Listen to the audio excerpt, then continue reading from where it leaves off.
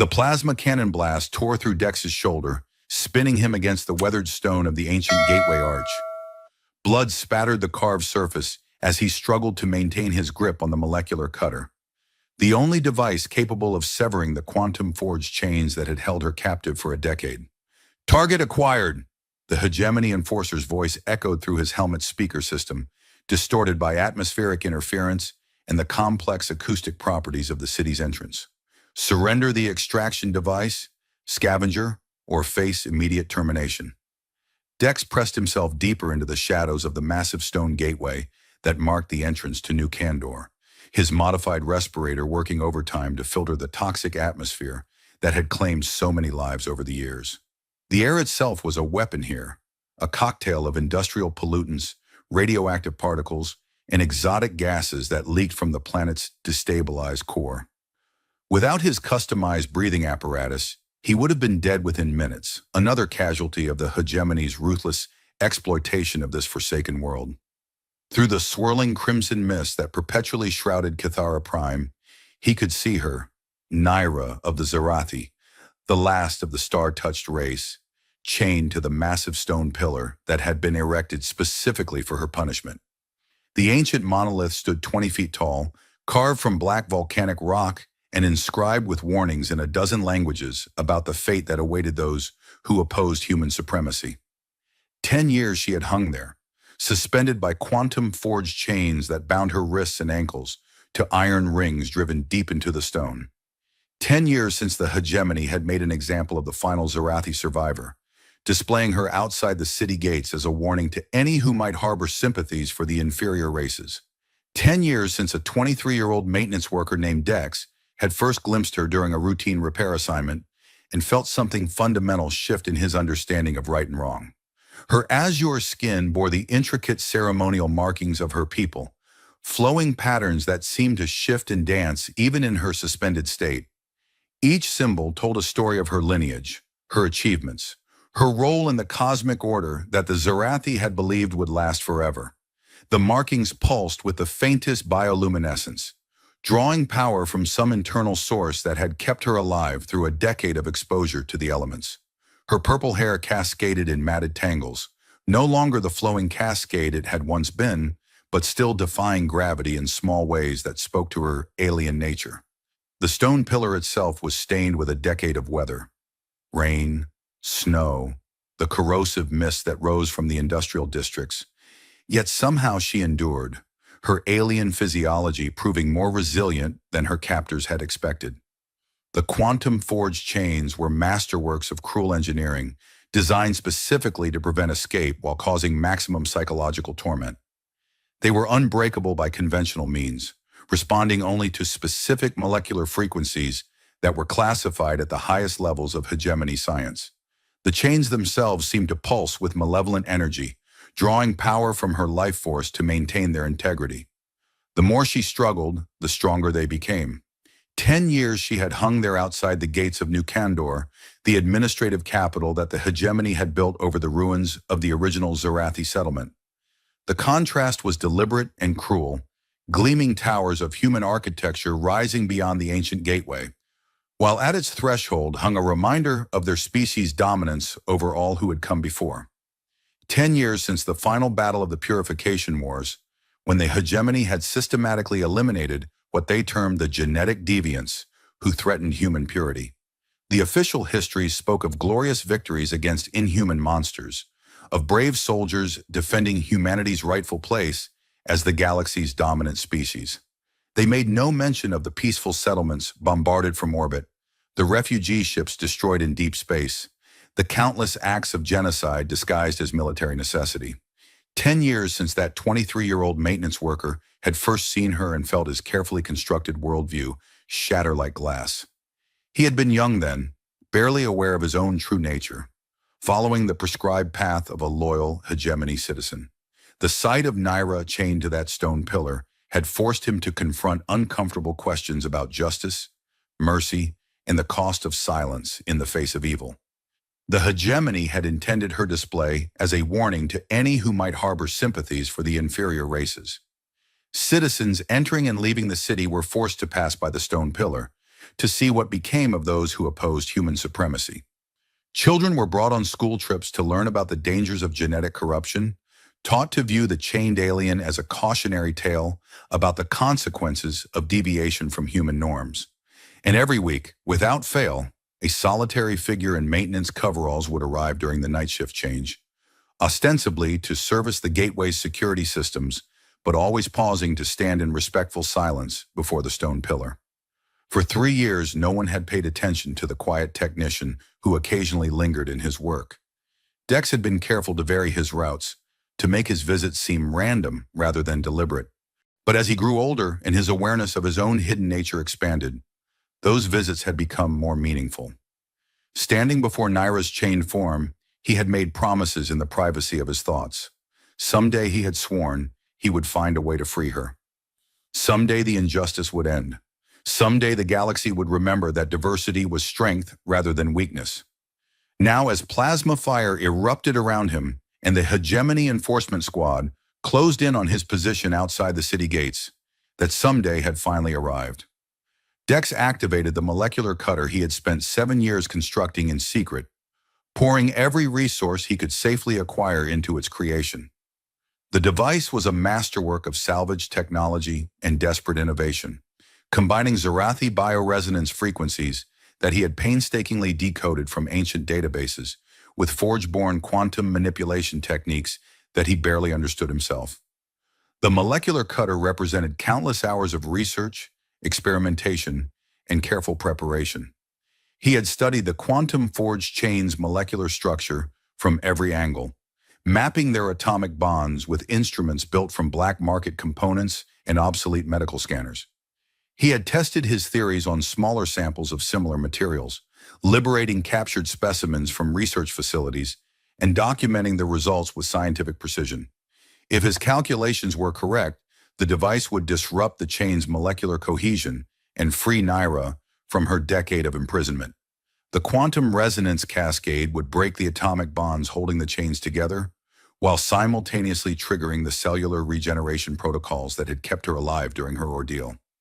If he was wrong, the feedback pulse might kill her instantly, but 10 years chained to a stone pillar in all weather had to be worse than death. Dex raised the molecular cutter and aimed it at the chains binding Naira's wrists to the iron rings in the stone. The device hummed with barely contained energy as exotic particles aligned themselves in precise patterns within its focusing chamber. He had one shot. The power requirements were so enormous that the device would burn out its core components after a single use. The effect was instantaneous and spectacular. The quantum forged chains dissolved with a sound like breaking crystal that echoed off the gateway's ancient stones, their molecular bonds disrupted by frequencies that turned solid metal into constituent atoms. Emergency alarms began wailing across New Kandor as monitoring stations detected the massive energy discharge, and Naira's form dropped toward the stone platform at the pillar's base. Dex lunged forward, his enhanced reflexes engaging automatically as his forge-born neural networks calculated trajectory, wind resistance, and impact velocity in the microseconds before contact. He caught her as she fell, her body surprisingly light in his arms, despite her height matching his own 6-foot frame. The moment of contact sent a shock through his system, not physical, but something deeper, a recognition that transcended conscious thought. Her eyes, violet orbs that seemed to hold the depth of space itself, snapped open and fixed on his face with startling intensity. For a moment she seemed confused, disoriented by the sudden return of freedom after 10 years of constant restraint. 10 years of being chained to stone meant that her last clear memory would be of the battlefield where she had been captured, of watching her people die while she fought a hopeless last stand against overwhelming odds. Then awareness flooded back, and with it came a voice that carried harmonics unlike anything human vocal cords could produce. The sound seemed to bypass his auditory system entirely, resonating directly in his consciousness through mechanisms he didn't understand. "Who dares to break the chains that bind the star-touched?" she whispered, her words flowing like music in the ancient Zarathi language. Each syllable carried layers of meaning that went beyond simple communication. Emotional undertones, cultural contexts, harmonic frequencies that painted images directly in his mind. Somehow, impossibly, Dex understood every word despite having never heard the tongue spoken aloud before. Someone who should have acted sooner, Dex replied, hoisting her over his shoulder as laser fire scorched the air around them. Her weight pressed against his back, and he could feel the weakness in her limbs from 10 years of suspension. Muscles atrophied from disuse despite her alien physiology's remarkable resilience. The transition from constant restraint to sudden freedom was traumatic under the best circumstances, and these were far from ideal conditions for recovery. He triggered the explosive charges he'd planted in the gateway's support structure, devices he had constructed from industrial mining equipment and military surplus components acquired through carefully cultivated black market contacts. The detonation sequence was precisely timed to create a controlled collapse that would block pursuit while avoiding structural damage to the ancient stones that were part of the city's heritage. "Hold on," he said, more to himself than to her as the explosions began. The blast wave knocked him forward as chunks of masonry rained down, partially blocking the gateway behind them. The sound was deafening, even through his protective gear, a roar of destruction that would mask their footsteps and energy signatures for the crucial minutes they needed to reach relative safety. But Dex knew it would only buy them limited time at best. The hegemony's pursuit drones could clear rubble with their plasma cutters, and their heat sensors would track them through any conventional hiding place. The enforcement squad would have backup units arriving within minutes, along with aerial support and possibly even orbital surveillance assets. He needed to reach the old mining tunnels that honeycombed the hills beyond the city, where the planet's natural electromagnetic interference would mask their biosignatures long enough to plan their next move. As they moved away from the gateway and into the wasteland beyond New Kander's walls, Dex's mind raced through contingencies and backup plans. The original escape route had assumed that Neera would be conscious, but mobile immediately upon release, capable of running and hiding like any other refugee. Her current condition changed everything about their situation. She needed medical attention, time to recover from the physiological trauma of extended restraint, and probably therapeutic support to deal with the psychological effects of 10 years of public humiliation and exposure. Time they didn't have while hegemony forces converged on their position with orders to capture or kill them both. The landscape outside the city gates was a hellscape of industrial waste and toxic pools, the legacy of decades of strip mining that had reduced once fertile plains to a moonscape of chemical-stained rock. Steam rose from geothermal vents that had been exposed by the mining operations, creating a maze of visibility-obscuring vapor that would help conceal their escape. "The sacred pools," Neera murmured against his ear, her voice growing stronger with each word as her natural resilience began to assert itself. "Take me to water touched by starlight." Dex almost stumbled on the uneven terrain. The sacred pools were legend among the miners, stories told by the old-timers who had worked these hills before the hegemony's occupation transformed Cathara Prime from a mining world into a prison planet. Natural formations filled with mineral-rich water that supposedly had healing properties, created by some ancient Zarathi terraforming process that modern science couldn't explain or replicate. Most people dismissed the stories as superstition, convenient explanations for the occasional unexplained recovery from radiation sickness or toxic exposure that occurred in the deep mines. But Dex had always suspected there might be truth behind the legends. The Zarathi were known for their mastery of biological manipulation, their ability to reshape living systems on a molecular level. If any species could create self-maintaining healing facilities, it would be them. "I don't know where," he began, then stopped as Neera's hand pressed against his chest just above his heart. "I can sense them," she interrupted, her voice carrying new strength and certainty that seemed to flow from some deep well of inner power. "The resonance chambers my people built when this world was young. They still sing, even after all this time. Follow the harmonic currents in the stone." Dex paused in their flight, closing his eyes and extending his enhanced senses beyond their normal parameters. His Forge-born heritage included neural modifications that allowed him to perceive electromagnetic frequencies, quantum fluctuations, and other phenomena that baseline humans couldn't detect. He had used these abilities sparingly over the years, fearful that too much unusual behavior might draw unwanted attention. Now, with their lives hanging in the balance, he let his perception expand fully for the first time in years.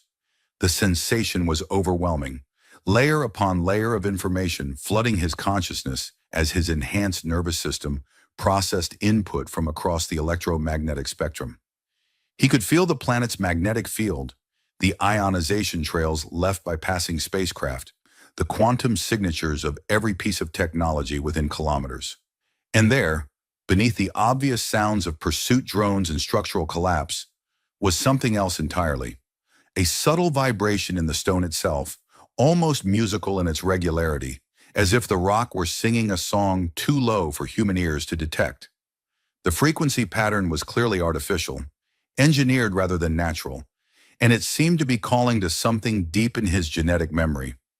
Following Naira's whispered directions and the harmonic guidance his enhanced senses provided, he found passages through the wasteland that he'd never known existed, despite his years scavenging in these abandoned regions. Hidden valleys that didn't appear on any survey, caves that led to chambers absent from official geological reports, concealed spaces that had been carefully camouflaged from human detection. The deeper they went into the hills, the more obvious it became that they were moving through deliberately constructed spaces rather than natural cave systems. The tunnel walls showed clear signs of Zarathi bioengineering, surfaces that had been grown rather than carved, support structures that seemed to be made from living crystal that had somehow fossilized while maintaining its structural integrity. Strange symbols covered every surface, their meaning lost to time but their beauty undeniable. Each marking seemed to tell part of a larger story, fragments of history and philosophy encoded in a language that spoke to the soul rather than the intellect. Some of the symbols actually glowed with faint bioluminescence, drawing power from sources that human science couldn't identify. The tunnels grew more ancient as they descended, architectural styles shifting from utilitarian mining infrastructure to something that resembled artwork more than engineering. The air grew warmer, thick with mineral-laden steam that made his respirator work harder to filter out potential toxins. But the atmosphere wasn't hostile. If anything, it felt more alive than the sterile, recycled air of the city above. Soon he heard the sound of flowing water echoing through the passages ahead, a musical bubbling that harmonized with the vibrations in the stone. They emerged into a vast cavern that took his breath away, despite everything he had seen in his years exploring the underground maze of Kithra Prime. The sacred pool spread out before them like something from a fever dream, dozens of interconnected basins filled with water that glowed with its own inner light. Each pool was different, some barely large enough for a single person, others vast enough to qualify as underground lakes. The water itself varied in color and intensity, from pale azure to deep violet to shades that had no names in any human language.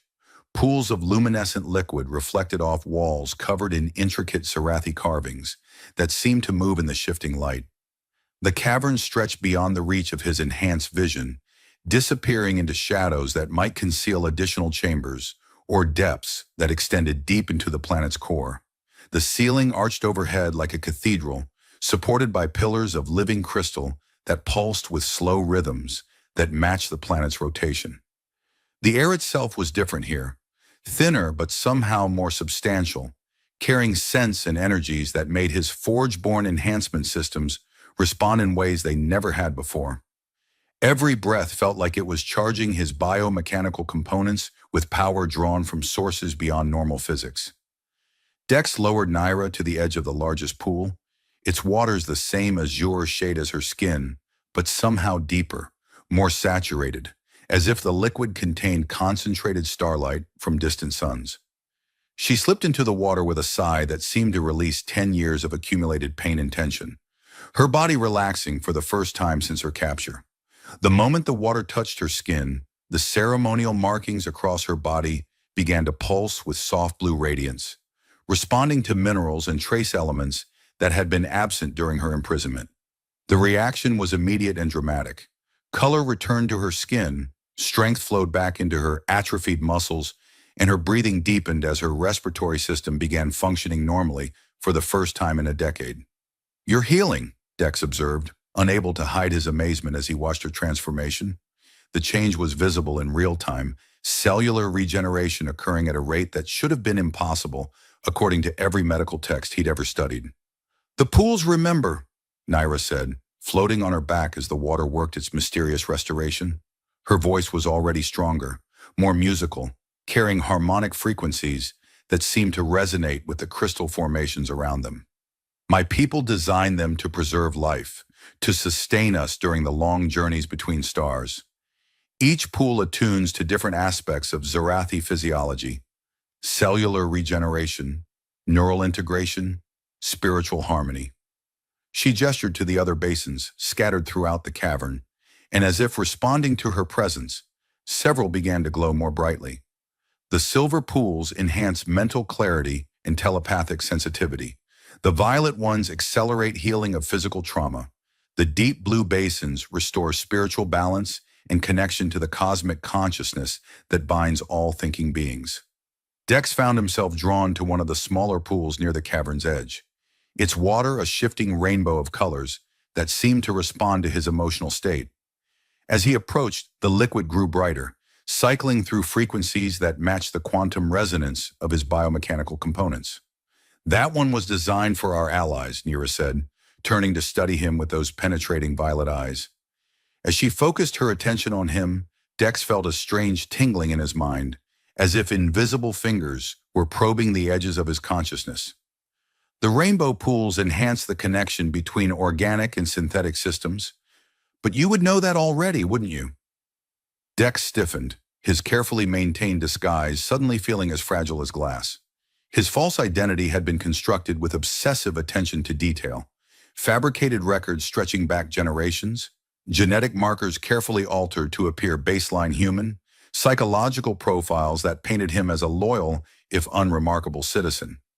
The identity had fooled Hegemony Security for years, withstanding routine background checks and even enhanced scrutiny when he'd applied for security clearances. But apparently it couldn't deceive the heightened senses of a recovering Zarathi operating in an environment designed to enhance her natural abilities. "I don't know what you mean," he said carefully, though even as the words left his mouth he knew they were pointless.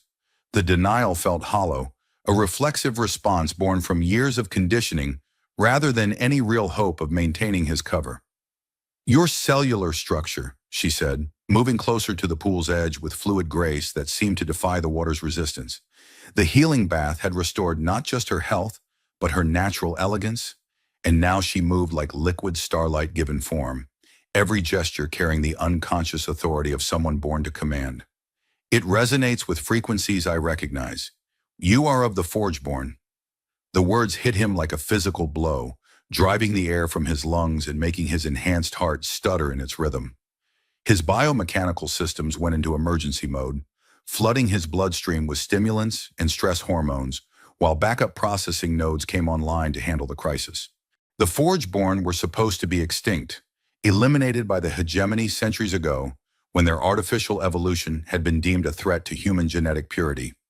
The very term was forbidden in most sectors, spoken only in whispers by those old enough to remember the cleansing wars when entire star systems had been sterilized to prevent the spread of technological contamination. According to official history, the Forgeborn had been a dangerous aberration, humans who had allowed machines to rewrite their genetic code, creating hybrid beings that were neither fully organic nor entirely synthetic. The Hegemony's propaganda portrayed them as abominations who had traded their humanity for power, becoming living weapons that threatened the natural order of creation. The truth, as Dex had discovered through careful research and dangerous contacts, was more complex. The Forgeborn had been explorers and innovators, pushing the boundaries of what was possible when consciousness merged with technology. They had created wonders that neither pure humans nor pure machines could achieve alone. Self-repairing cities, starships that could adapt to any environment, weapons that responded to thought rather than trigger pulls. But their greatest achievement had also been their downfall. They had proven that the boundaries between organic and synthetic life were artificial constructs, that consciousness could exist in multiple forms without losing its essential humanity. This discovery had threatened the fundamental assumptions that human supremacist movements used to justify their actions, leading to a war of extermination that had lasted for generations. Dex had hidden his true nature his entire life, using biosuppression drugs to mask the telltale signs of his enhanced physiology. The accelerated reflexes that could make him seem to move in slow motion, The redundant organ systems that made him nearly impossible to kill, the quantum mechanical neural networks that allowed him to interface with technology in ways that seemed magical to baseline humans. All of it carefully suppressed, hidden beneath layers of chemical camouflage and behavioral conditioning. "How do you know about the Forgeborn?" he asked quietly, his voice barely above a whisper. Even here, in this sanctuary hidden beneath the planet's surface, the name felt dangerous to speak aloud. "Because my people worked alongside yours before the Great Silence," Nira replied, pulling herself gracefully from the healing pool. The water had restored her strength remarkably, and now she moved with the fluid precision of a trained warrior, her muscles rippling beneath skin that seemed to glow with inner light. The Zerathi and the Forgeborn were allies in the old wars, before the hegemony convinced the galaxy that diversity was disease. She gestured to the carvings on the cavern walls, and as if responding to her presence and emotional state, they began to glow with soft illumination that revealed details invisible in normal light. Images formed in the dancing patterns, vast fleets of ships unlike anything in modern service, beings of various species working together in harmony, technological marvels that combined organic growth with mechanical precision. Dex found himself staring at depictions of Forgeborn individuals standing alongside Zerathi warriors, their biomechanical enhancements clearly visible in the artistic representations. The carvings showed them not as monsters or abominations, but as heroes and innovators, valued members of a galactic community that had apparently once existed. "We shared knowledge freely in those days," she continued, her voice taking on the cadence of ancient history passed down through generations of oral tradition. Zerathi biomanipulation techniques merged with Forgeborn quantum engineering. Your people's ability to interface directly with technology complemented our mastery of living systems. Together, we created wonders that neither species could achieve alone. One section of the wall displayed what appeared to be a star map, showing trade routes and alliance networks that connected hundreds of worlds across multiple star systems. The hegemony's current territory was just a tiny fraction of the galaxy, and according to these records, it had once been part of a much larger civilization based on cooperation rather than conquest. Ships that could heal themselves when damaged, weapons that refused to fire on innocent targets, cities that grew like living things, but maintained perfect order through technological integration. "We were building something beautiful," Nira said, her expression becoming wistful as she studied the ancient records. "A true galactic civilization where every species contributed their unique gifts to the common good." "What happened?" Dex asked, though he suspected he already knew the answer. "Fear," she replied simply. "The humans who would eventually form the hegemony became terrified that they were being left behind in the great work of galactic civilization. They couldn't accept that their role might be as partners rather than rulers, that their contributions would be valued but not automatically considered superior." The images on the wall shifted, showing scenes of conflict and destruction, fleets burning in space, worlds reduced to ash, refugee ships fleeing into the deep void. The artistic style remained the same, but the emotional content had changed from hope to despair. They began with propaganda campaigns about genetic purity and the dangers of technological contamination. They claimed that the Forgeborn were no longer human, that the Zerathi were mind-controlling parasites seeking to enslave baseline humanity. Fear bred hatred, and hatred bred violence. A rumbling sound echoed through the cavern. Pursuit drones, their plasma cutters working through the collapsed gateway with mechanical persistence. Dex checked his scanner and cursed under his breath. The electromagnetic interference was weaker than he'd hoped, and their heat signatures were probably visible despite the thermal vents' masking effects. "We need to move," he said, his tactical training reasserting itself despite the fascinating historical revelations. "They're getting closer, and this cavern is too exposed for a prolonged defense." But Nira placed a hand on his arm, and suddenly he felt a presence in his mind, not invasive or controlling, but like a door being gently opened by a trusted friend. The sensation was unlike anything he had ever experienced, a form of communication that bypassed language entirely and spoke directly to his consciousness. Through their connection, she showed him images that made his breath catch in his throat and his enhanced nervous system flood with adrenaline. The visions were impossibly detailed, more real than memory, as if he were actually present at the events she was sharing. Vast fleets of Zarathi vessels hidden in the stellar nurseries beyond the galactic rim, their biomechanical hulls dormant but still alive, waiting. Thousands of her people sleeping in crystal chambers, like the ones surrounding them, their life signs barely detectable, but their dreams filled with images of eventual return. Ships that had fled the hegemony's genocide and found sanctuary in the spaces between stars, maintaining themselves through centuries of exile while they waited for a signal that it was safe to come home. And more, scattered across 100 worlds, hidden in the depths of human society, Forge-born survivors living in carefully constructed false identities. Secret networks of resistance and mutual aid, underground economies based on bartering enhanced abilities for protection and resources, hidden libraries preserving the true history of the galaxy before the hegemony's rise to power. "The rebellion is larger than you know," she said, her mental voice harmonizing with her spoken words in frequencies that seemed to resonate in his bones. "But we needed a catalyst, someone to begin the awakening. You have been watched, Dex of the hidden lineage. Your weekly visits to my prison did not go unnoticed by those who remember the old alliances." The revelation staggered him. For years he had believed himself to be completely alone, the only Forge-born survivor on Cathara Prime, possibly in the entire sector. The idea that others had been watching him, evaluating him, perhaps even protecting him from discovery, challenged every assumption he had made about his life and circumstances. "How many?" he asked, his voice hoarse with emotion. "More than the hegemony suspects, fewer than we need," she replied cryptically. "But growing. Every act of resistance inspires others. Every revelation of the truth weakens their grip on power. Every alliance formed between the so-called inferior races proves that their ideology is built on lies." Before he could ask for more details, the cavern wall exploded inward as hegemony assault troops breached the chamber with overwhelming force. Chunks of ancient stone rained down as armored figures poured through the gap, their weapons already trained on the two fugitives beside the glowing pools. The assault force was larger than Dex had expected.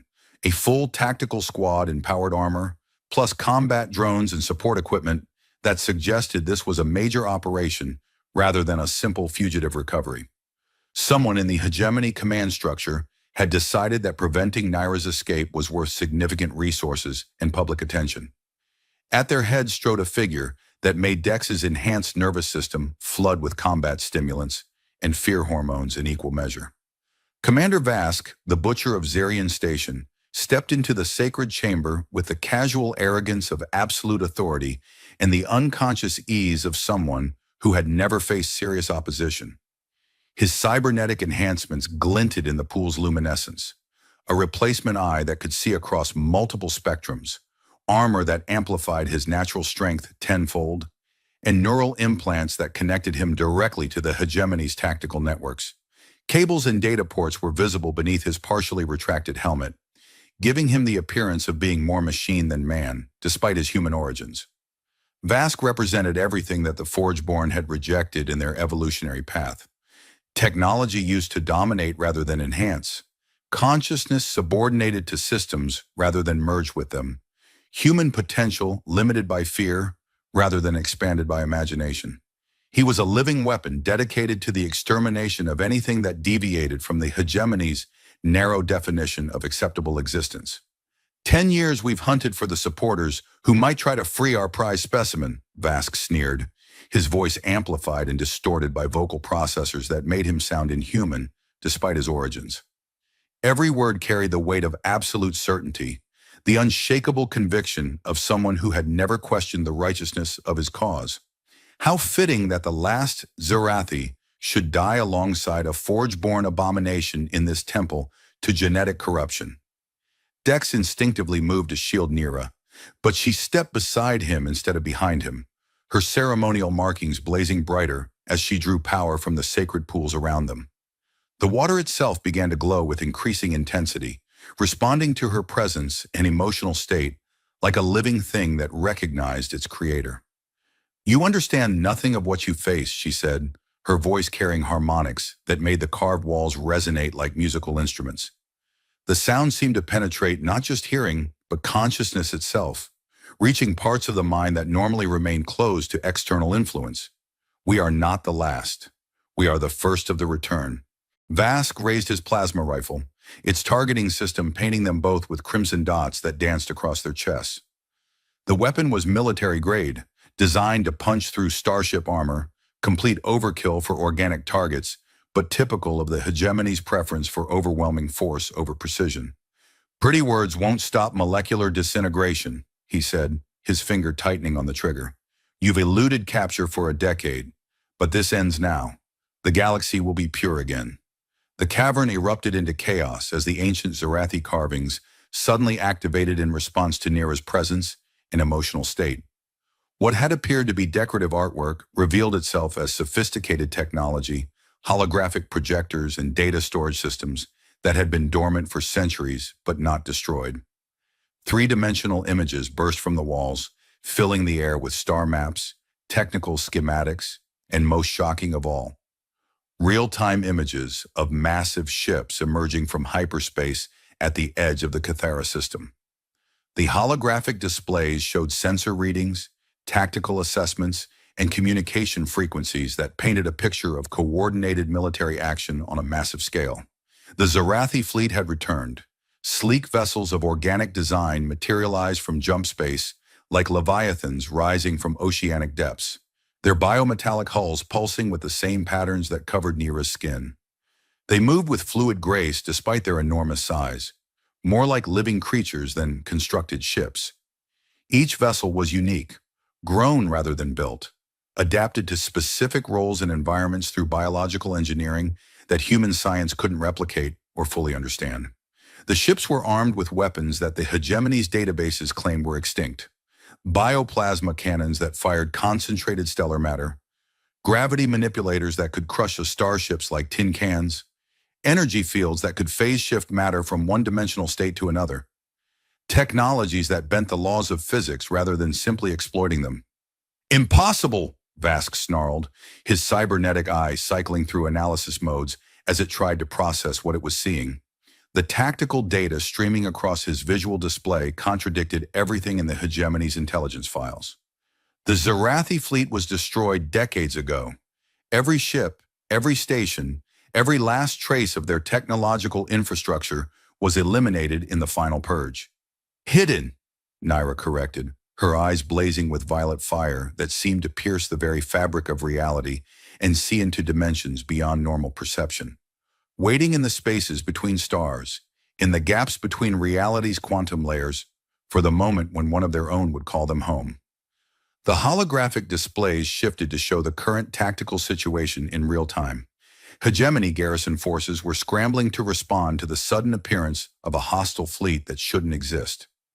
Defense stations that had been designed to repel raids by pirates or rebels found themselves facing military technology that was centuries ahead of their capabilities.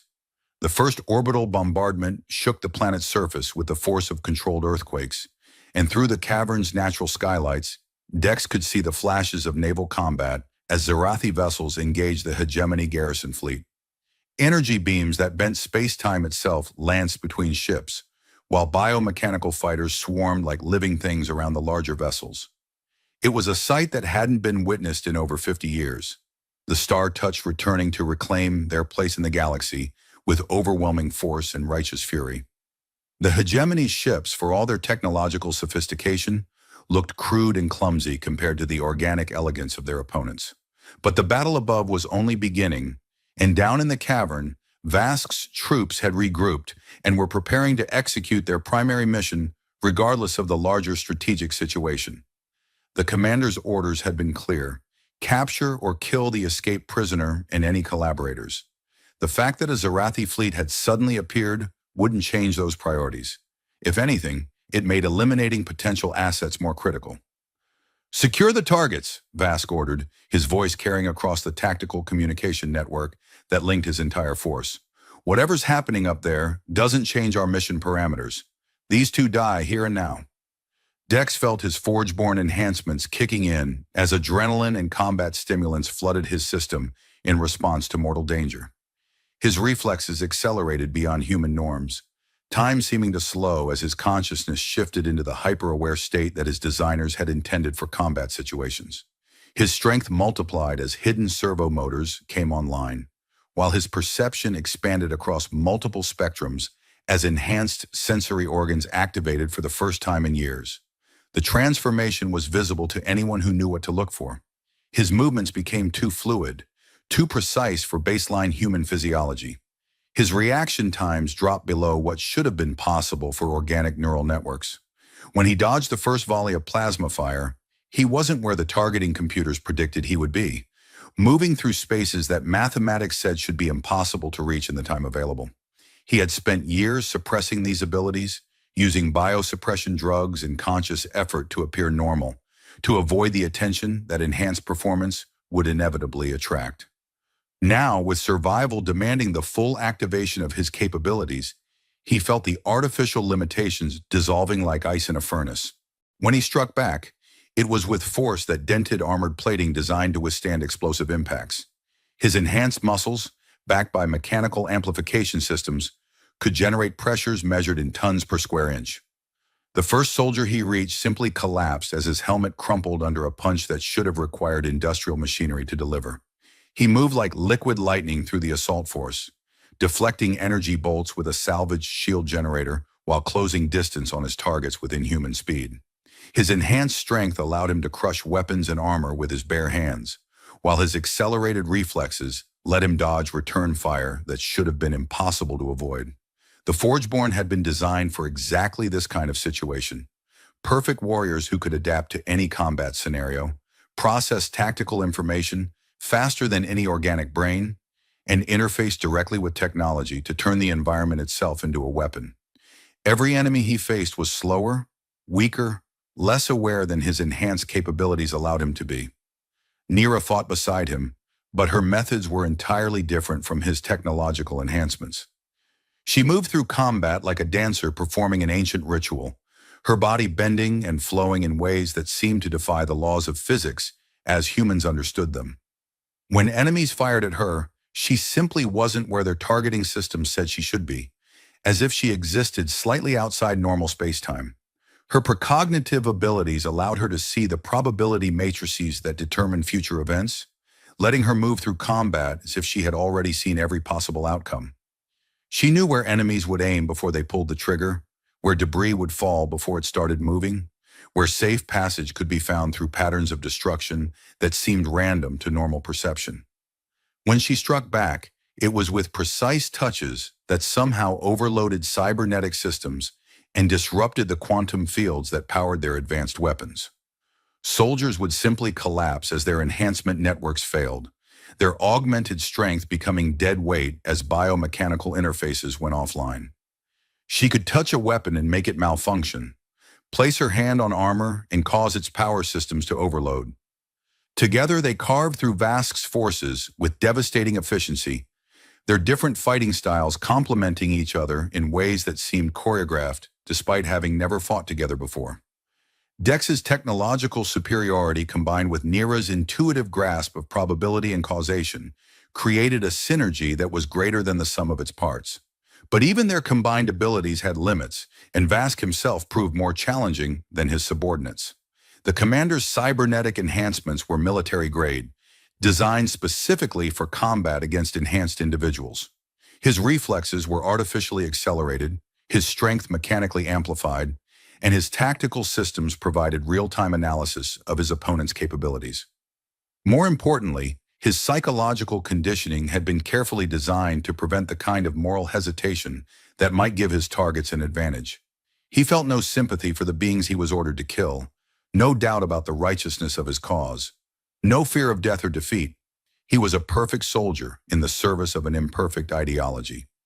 "Enhanced reflexes won't save you from this," Vask snarled, activating a weapon that made Dex's enhanced senses scream warnings across every frequency his nervous system could detect. The probability disruptor was a theoretical weapon that hegemony scientists had been developing for decades, a device that fired quantum bolts existing in multiple dimensional states simultaneously. The weapon represented the cutting edge of anti-enhanced warfare technology, designed specifically to counter opponents whose abilities depended on speed, prediction, or quantum manipulation. There was no dodging a shot that struck all possible positions at once, no predicting an attack that existed across multiple probability matrices, no technological countermeasure that could deflect energy that phased between dimensional states.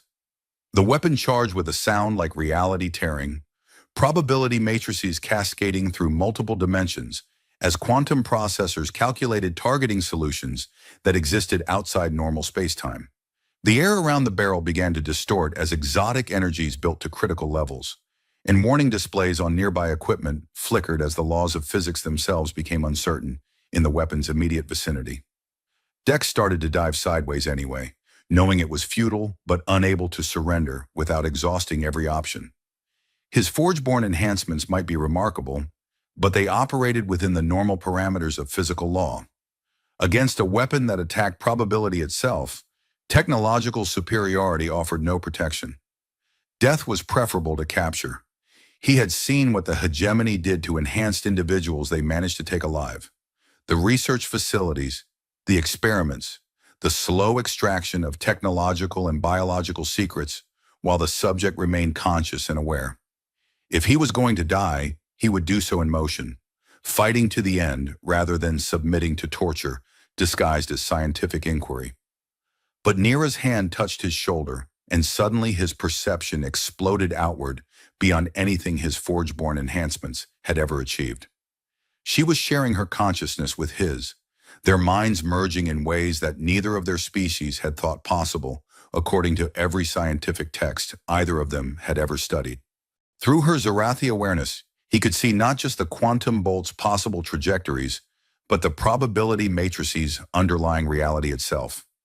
The universe revealed itself as a vast web of interconnected possibilities, each decision point branching into countless alternative futures. He could see the paths that led to their death, the quantum states where the probability disruptor succeeded in its function.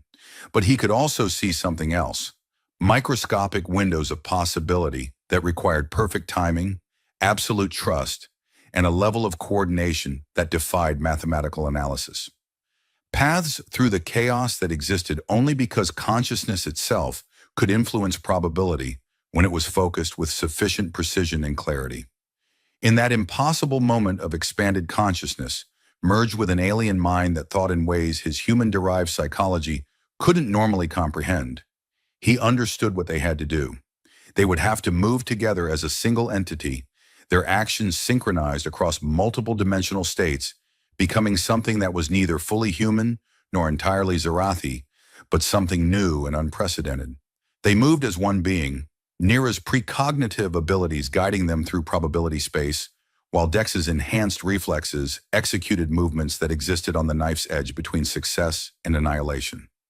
Every step had to be perfect, every gesture precisely timed, every decision made with absolute certainty despite the chaos surrounding them.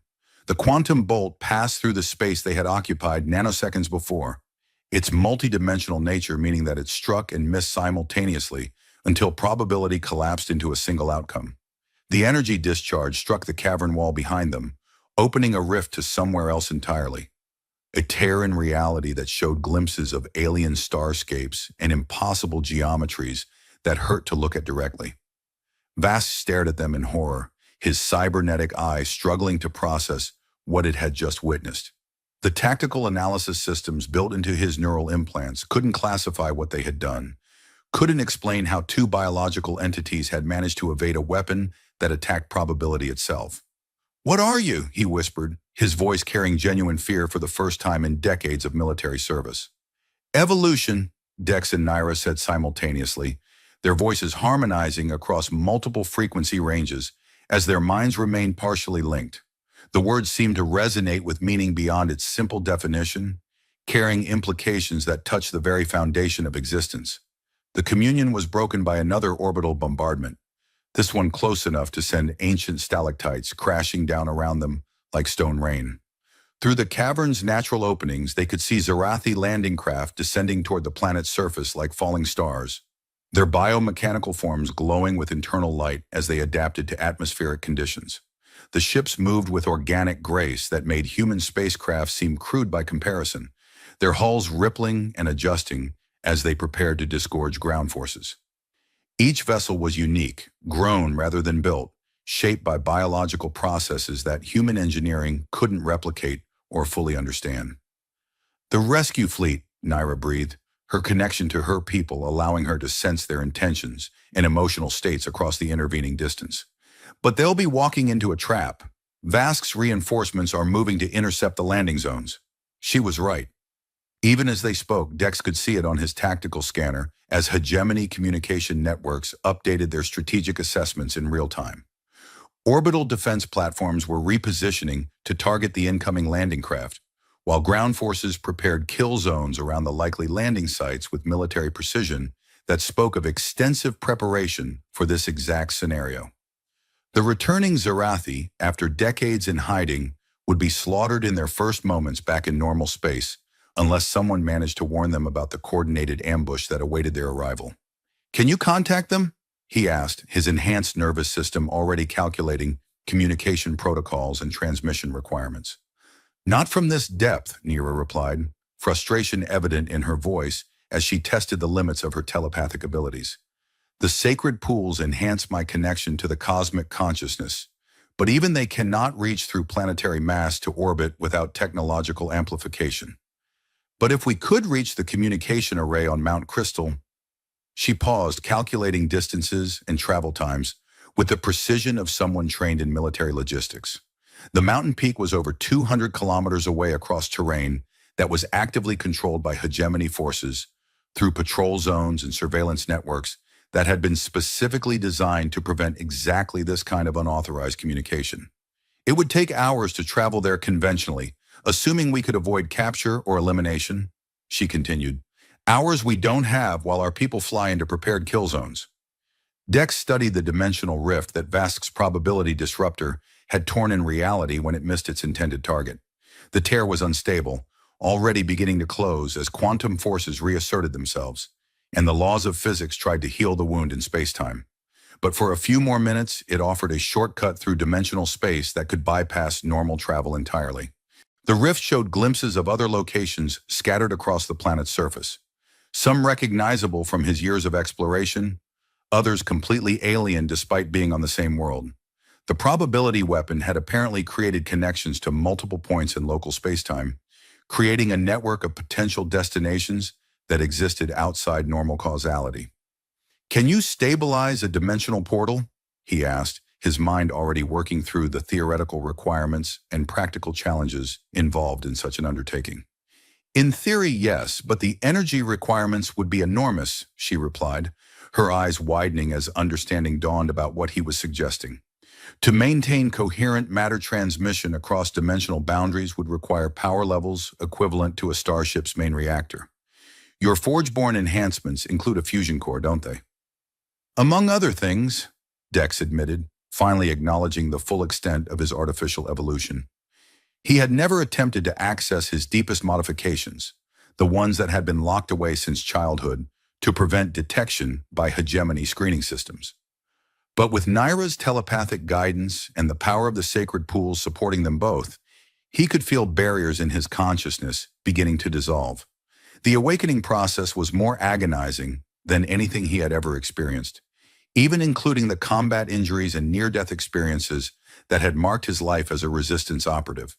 His human appearance dissolved completely as metallic traceries emerged beneath his skin, spreading across his body like living circuitry that pulsed with electromagnetic energy. His skeletal structure reconfigured itself to accommodate the fusion reactor that was nestled where his heart should be, while redundant organ systems came online to support the massive energy output that his body was suddenly capable of generating. The transformation was visible in real time, biological tissues shifting and adapting as mechanical components integrated themselves at the cellular level. Energy coursed through biomechanical conduits that had never been designed for baseline human operation, turning him into a living power source capable of channeling forces that could light a city or power a starship's main drives. The pain was indescribable, every nerve ending in his body screaming as systems that had been dormant for decades suddenly activated and began drawing power from his central fusion core.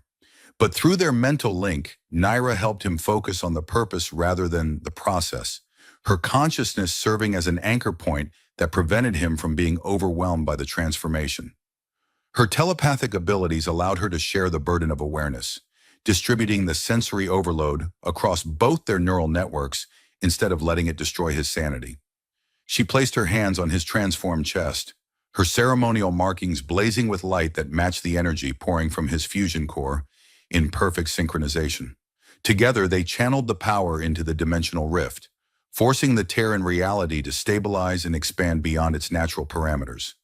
The portal grew from a hairline crack in space-time to a human-sized opening that showed a clear view of Mount Crystal's communication array hundreds of kilometers away. The image was crystal clear despite the impossible distance, showing details that should have been invisible from their current location. They stepped through together, the transition feeling like falling upward through layers of reality that existed in parallel to normal space. One moment, they were in the underground cavern surrounded by glowing pools and ancient carvings. The next, they stood on windswept stone, with the entire planet spread out below them, like a living map. The view from Mount Crystal was breathtaking, hundreds of kilometers of landscape visible in every direction, from the sprawling urban centers where millions of humans lived their carefully regulated lives, to the industrial wastelands where mining operations had stripped the planet's surface bare. In the distance, the first Zarathi landing craft were visible as points of light against the starfield backdrop, growing larger as they descended through the atmosphere toward their rendezvous with destiny.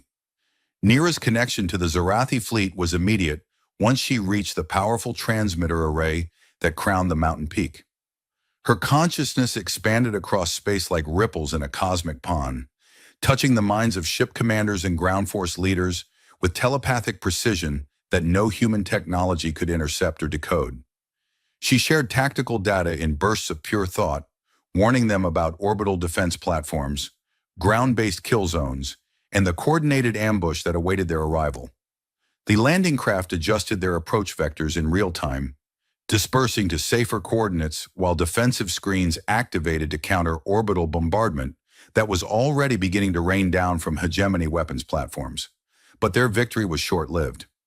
Even as the first Zarathi forces began landing safely at alternate sites, Vask had followed them through the dimensional portal with a squad of his most elite operatives. The Ghost Battalion, specialists in hunting enhanced individuals, volunteers who had undergone extreme augmentation procedures that made them more cyborg than human. These weren't ordinary soldiers, but carefully selected operatives whose consciousness had been distributed across multiple backup systems to prevent telepathic interference. Their bodies were more machine than flesh, their minds protected by quantum encryption that made them nearly immune to mental manipulation. They represented the hegemony's ultimate answer to the problem of enhanced opposition. "Enough games," Vask snarled, raising a weapon that made Dex's enhanced senses scream warnings across every frequency his nervous system could detect. The molecular disruptor was the hegemony's final answer to enhanced physiology, a device that literally tore apart the atomic bonds holding matter together. Even your abomination healing won't survive having your molecules scattered across 3 dimensions.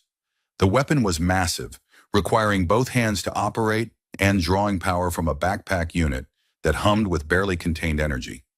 Its barrel was surrounded by quantum field generators that created a zone of altered physics where the normal rules of atomic structure became suggestions rather than laws.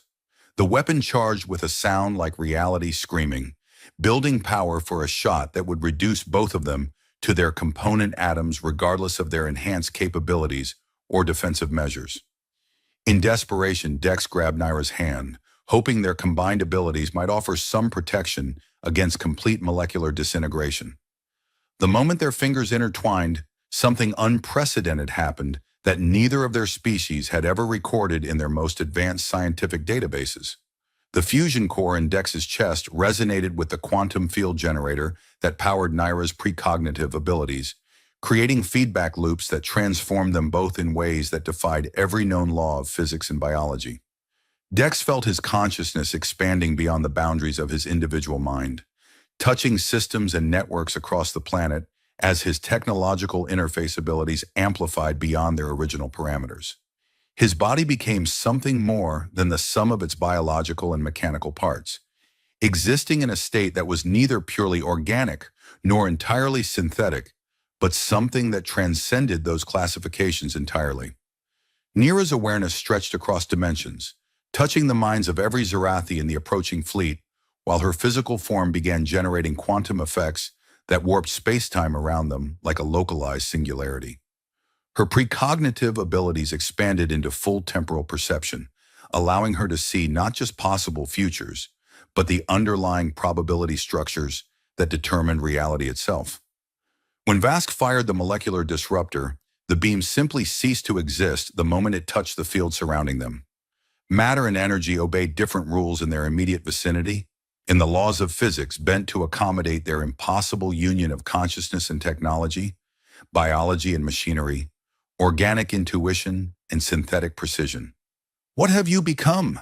Vask whispered, backing away as his most advanced weapons proved utterly ineffective against an enemy that had transcended the normal parameters of existence. They turned to face him, their movements perfectly synchronized despite having no practiced coordination or shared combat experience.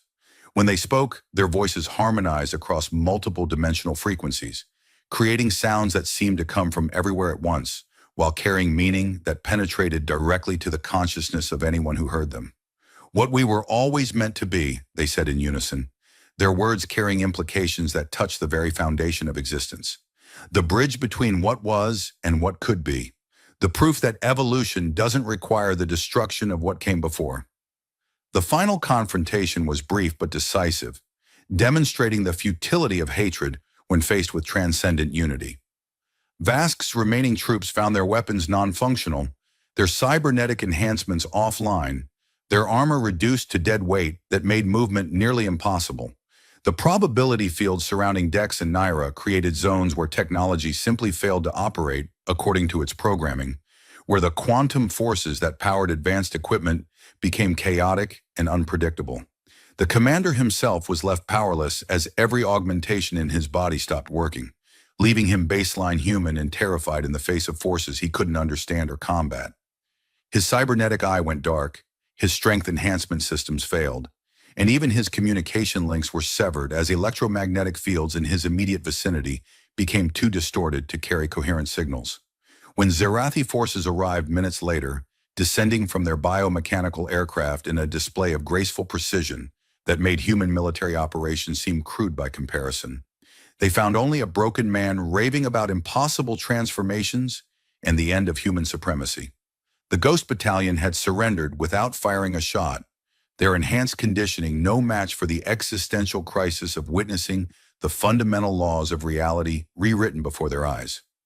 The war that followed was unlike anything in galactic history, a conflict that lasted not years but weeks as the hegemony's ideological foundations crumbled in the face of undeniable evidence that cooperation was stronger than conquest.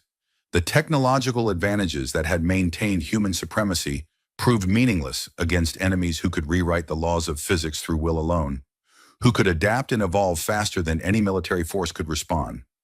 Forgeborn sleeper agents activated across 100 worlds, their hidden networks coming online in coordinated rebellion that caught hegemony security forces completely off guard.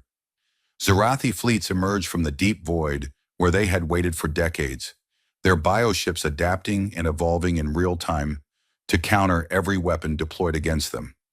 Other species that had been subjugated or driven into hiding began to emerge, inspired by the example of successful resistance. But more importantly, the sight of Dex and Nira fighting together, technology and biology, artificial and organic, different species united in common cause, inspired others to question the fundamental assumptions of genetic purity and species supremacy that had dominated galactic politics for centuries. Humans began to abandon the hegemony in massive numbers, seeking asylum with the resistance forces or simply walking away from their posts in disgust at what they had been asked to support. The transformation was visible not just in military terms, but in the everyday lives of billions of sentient beings across the galaxy. Mixed crews began operating ships that had once been segregated by species. Research facilities that had been devoted to weapons development were converted to peaceful purposes as scientists from different worlds shared knowledge freely for the first time in generations. Art, music, and literature flourished as creative beings explored themes of unity and diversity that had been forbidden under the old regime.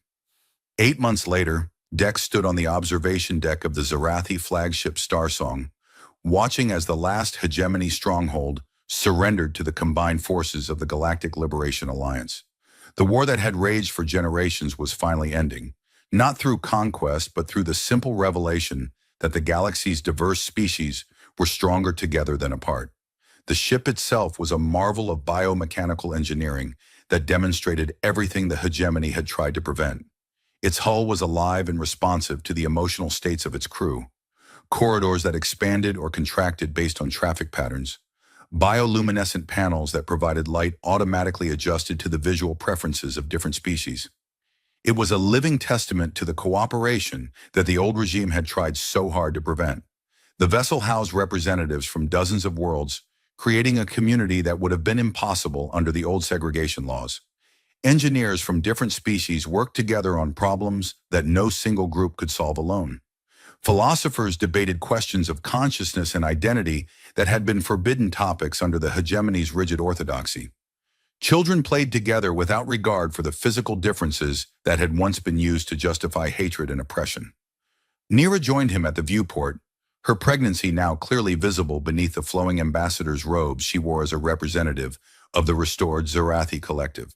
The child growing within her was another impossibility that the old regime would have forbidden.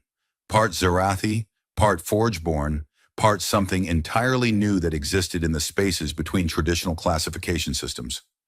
"Any regrets?" she asked, taking his hand and intertwining their fingers in the gesture that had become their signature form of connection. Dex considered the question seriously as he watched reconstruction efforts beginning on the worlds below. His transformation had left him changed in ways he was still discovering, no longer entirely human, but not purely Forgeborn either. He existed in the spaces between categories, just as their child would, just as the new civilization they were helping to build would exist in the spaces between the old divisions. His appearance had stabilized into something that was recognizably humanoid, but clearly other. The metallic traceries beneath his skin had become permanent features, glowing softly with the energy of his fusion core while serving as visible reminders of his artificial evolution. His eyes held depths that seemed to contain starlight, while his movements carried the fluid precision of a being who could interface directly with the quantum substrate of reality itself. "Only that it took me so long to act," he finally answered, his voice carrying harmonics that no baseline human throat could produce. 10 years I watched her suffer, calculating probabilities and planning contingencies instead of simply doing what was right. "But you acted when the moment was perfect," Nira replied, her free hand resting on her abdomen where their child stirred in response to their parents' voices. Earlier might have meant failure. Later would have been too late. Some things cannot be rushed, no matter how much we might wish otherwise. They stood together in comfortable silence, watching as the first mixed crews of humans, Zarathi, and Forgeborn began working side by side on reconstruction efforts that would reshape the galaxy. Ships of wildly different designs shared orbital space. Sleek Zarathi biovessels alongside angular Forgeborn constructs and converted human military craft, all of them working toward common goals rather than competing for dominance. It would take generations to undo the damage caused by centuries of segregation and supremacist ideology, but they had made a beginning that would echo through history. The first Galactic Cooperation Council was already forming, an organization that would replace the human-dominated hegemony with something based on mutual respect rather than conquest. Through the massive viewport, they could see delegations from dozens of species arriving for the founding ceremonies. Former enemies were shaking hands, sharing technology, planning joint missions to explore the galaxy's remaining mysteries. The sight would have been impossible to imagine just months ago, when the very idea of peaceful coexistence between different species had been considered treasonous. Nira's hand tightened on his as she felt the first strong movement from the life growing within her. Their child would be born into a galaxy where diversity was seen as strength rather than weakness, where the artificial boundaries between organic and synthetic life had been replaced by cooperation and understanding. The baby would never know a universe where beings like its parents were hunted and persecuted simply for existing. "Have you chosen a name?" Dex asked, his enhanced senses already able to detect the child's unique energy signature. A blend of Zarathi bioelectric patterns and Forge-born quantum resonance that created something entirely unprecedented in galactic biology. "Synthesis," Naira replied without hesitation, the word carrying layers of meaning that went beyond simple nomenclature. "The living embodiment of unity between our peoples, proof that evolution doesn't require the destruction of what came before." In the distance, Kithra Prime rotated slowly in the starlight, its surface already showing signs of ecological recovery as Zarathi biotechnology worked to heal the scars of industrial exploitation. The sacred pools in the deep caves had been restored and expanded, serving as healing centers for any who needed them, regardless of species or origin. The planet that had once been a symbol of oppression was becoming a beacon of cooperation and renewal. Where the ancient stone pillar had once stood outside the city gates, now rose a memorial garden filled with plants from 100 worlds, all of them thriving together in the enriched soil. The monument bore inscriptions in every known language, telling the story of suffering transformed into hope, of chains broken by compassion, of a love that had transcended the boundaries between species. Dex pulled Naira closer, marveling at the path that had led them from that first moment when he saw her chained to the stone pillar to this victory over fear and hatred. He had begun as a hidden outcast, content to watch from the shadows while injustice played out before his eyes, calculating risks and probabilities instead of taking action. She had endured 10 years of public torment, transformed from a symbol of defeat into a beacon of hope through the simple act of someone caring enough to take action. Together, they had become something neither could have achieved alone, proof that love could transcend the boundaries between species, between organic and synthetic life, between what was and what could be. Their union had rewritten the fundamental equations of existence, showing that consciousness and technology could merge in ways that enhanced rather than diminished both. As they watched, a new type of ship emerged from hyperspace, neither purely biological nor entirely mechanical, but a fusion of both technologies working in perfect harmony. It was crewed by beings of mixed heritage, children of unions that the old regime would have forbidden, living embodiments of the new galaxy that was being born from the ashes of the old. The stars stretched out before them, infinite with possibility and promise. Somewhere among those distant suns, other species waited to join the growing alliance, bringing their own unique gifts to the cosmic community that was emerging. Other technologies waited to be shared and integrated, creating capabilities that no single species could develop alone. Other forms of consciousness waited to add their unique perspectives to the growing symphony of galactic civilization. The transformation that had begun with a single act of compassion 10 years ago was now spreading across the galaxy like ripples in a cosmic pond. Every barrier that had once seemed insurmountable was proving to be merely another challenge to overcome through cooperation and understanding. Every species that had been dismissed as inferior was revealing unique capabilities that enhanced the common good. In that moment, watching ships of a dozen different species working together to build something better than what had come before, they knew that the future would be bright beyond imagining. The age of supremacy and separation was ending, replaced by an era of synthesis and unlimited potential where the only limits would be those imposed by imagination rather than ideology.